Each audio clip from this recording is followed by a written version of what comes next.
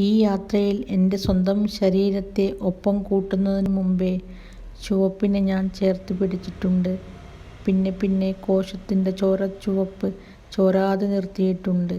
ശൈശവത്തിൽ ഞാൻ കണ്ട സ്വപ്നങ്ങൾക്കെല്ലാം ഒരേ നിറമായിരുന്നു, ചുവപ്പ്. കത്തുന്ന അടുപ്പിലെ മൺകലത്തിൽ തിളച്ചുകൊണ്ടിരുന്ന പ്രാരാബ്ധത്തിൽ ചിരട്ടത്തവിയിട്ടിളക്കാറുള്ള അമ്മയുടെ കണ്ണിൽ വിശപ്പ് തീപ്പൂട്ടുന്നത് കണ്ട് തീരാത്ത ചോദ്യങ്ങളിലേക്കിറങ്ങിച്ചെന്ന് ചിണുങ്ങി ചിണുങ്ങി ഞാൻ ചുവന്നിട്ടുണ്ട്.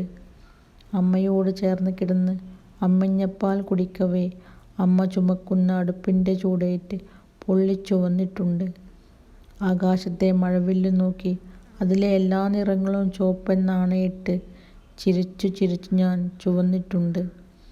The sky is blue, the skirt is yellow, the leaf is green എന്നു വായിപ്പിച്ച അധ്യാപകൻ്റെ മുമ്പിൽ the sky is red, the skirt is red, the leaf is red എന്നു ഞാൻ തിരുത്തി വായിക്കവേ ക്ലാസ് ഓട്ടുകിണ്ണം പോലെ വീണ് ചിലച്ചിട്ടുണ്ട്.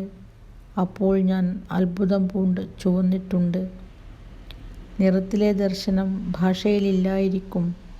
മണ്ണിനും പൂവിനും എന്തിനേറെ ഏതു ചിരിക്കും ചുവപ്പു തന്നെ.